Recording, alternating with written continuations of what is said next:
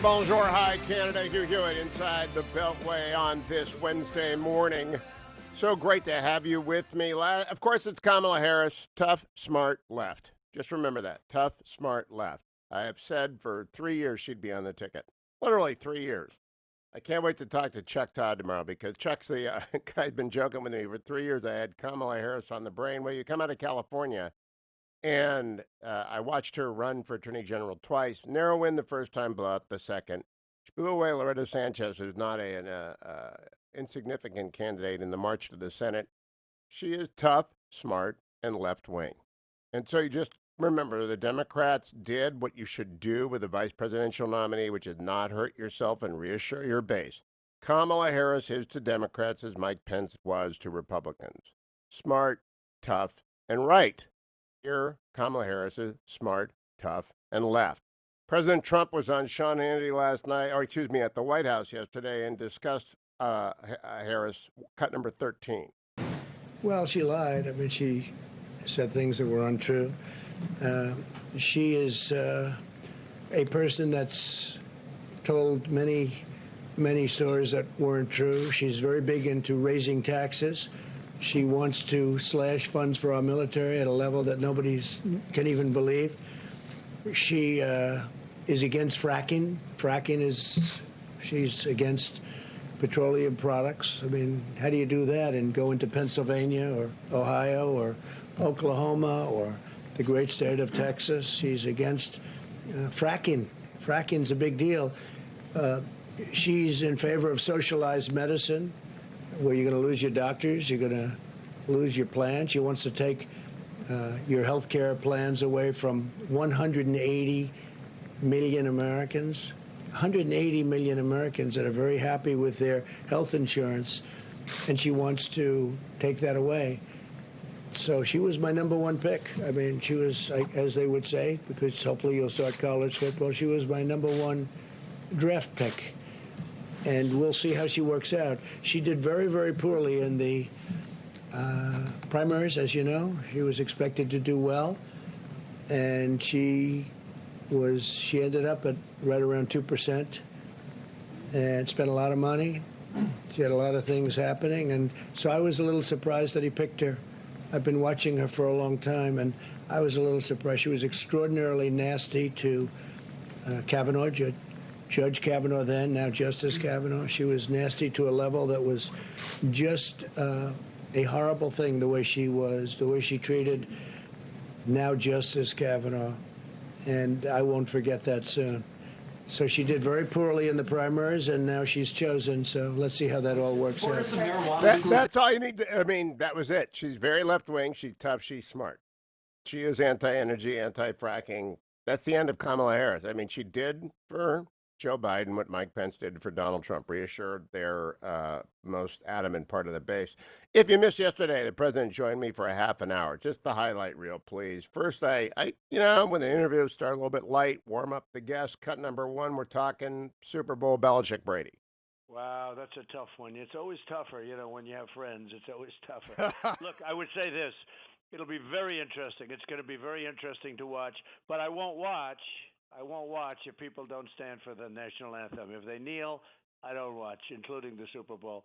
With that being said, we're helping the NFL greatly on getting going, et cetera, et cetera. But I won't care and I won't watch if they don't stand for the national anthem. And that's what's happened to basketball. I don't know if you've seen what's going on with basketball. Well, if they do stand, are you going with Belichick or Brady? Well, I would say this. You got, if you ask me coach on coach, I like that as a better question. You always have to hit me with these very tough questions. I think they're both going to do great. They're both friends of mine. I'll tell you, Belichick is an incredible coach, and I think he's going to do really well. This guy just knows how to win, and he's a very good friend of mine. He's a winner.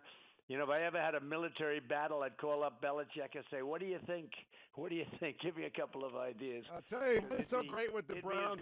He'd be as good as any general out there. And I think Tom picked a team where they have a very good offensive line and supposedly great receivers. And he did that on purpose. He didn't pick a team for just the dollars. He picked a team that really supposedly has some real talent that hasn't quite gotten there and in a long time. So I think Tom's going to be an interesting person to watch. Well, I that think he'll do sounded like a well. Belichick nod, though. There was a Belichick nod, and Jerry Thornton over at Barstool Sports agreed with me. It was a Belichick nod. That generated more headlines than anything, even though the most news came in this cut where I asked him for a serious question about the Supreme Court, cut number 2. You mean if something happened like now? Yeah. Absolutely, I do it. Sure, it depends. Have someone I mean, in mind? I don't know. I don't know what you're talking about, Time. But if you're talking about if something would happen now, no, I would move quickly. Why not? I mean, they would. The Democrats would if they were in this position. But Do you have I'll someone be up in mind? at the end of my term, I'll be up to about 300, could be even a little more.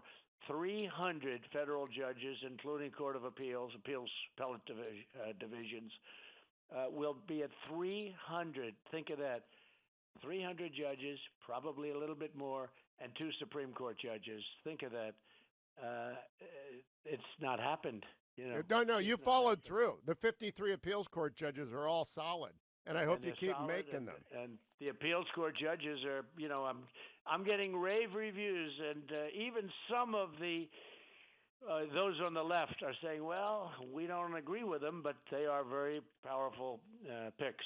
So we're getting rave reviews on judges. I will say that. But who's had so many? Now I was given a gift because I had 142 when I first came in. I said, I've always heard, and you've always said, and I've always heard. So that was the key. key. The key was that he has a Supreme Court nominee in the wings.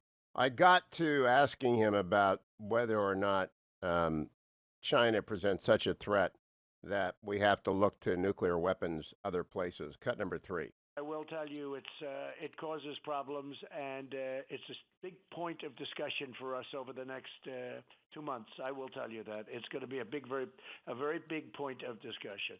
Do you find their alliance with Iran to be particularly troubling in their pattern of recklessness? I don't like it. Not at all. And my relationship is much. I had a very good relationship with President Xi. But once we got hit with a virus that they didn't get hit, they contained it in China. Now they've had outbreaks like everyone else, but they contained it essentially in China. But they didn't contain it from the U.S. and Europe and the rest of the world. 188 countries, 188 countries. I talked to him about taking out General Soleimani of the Iranian Revolutionary Guard. Cut number 4. It's never an easy call. It's always a look, you're talking about human life one way or the other. You don't know where it leads. It's turned out, and al-Baghdadi, don't forget, took out the founder and leader of ISIS who was trying to build it again. When I took over, ISIS was prevalent. It was all over the place, and I wiped out ISIS in Syria and Iraq, 100% of the caliphate. And we found that al-Baghdadi, now he's the one that withstood. I always said the one with the fan. He always had the fan. It was the old picture, but he always had the fan behind it. I said, why can't you find him? And I was looking for him from the beginning, and we knocked out him. As you know, that was big. And then we did Soleimani. And there are those that say that the Soleimani was the biggest move made in the Middle East of anything, and I don't even view it that way. What he did to our soldiers, what he did to people, he was the king of the roadside bomb. He loved that.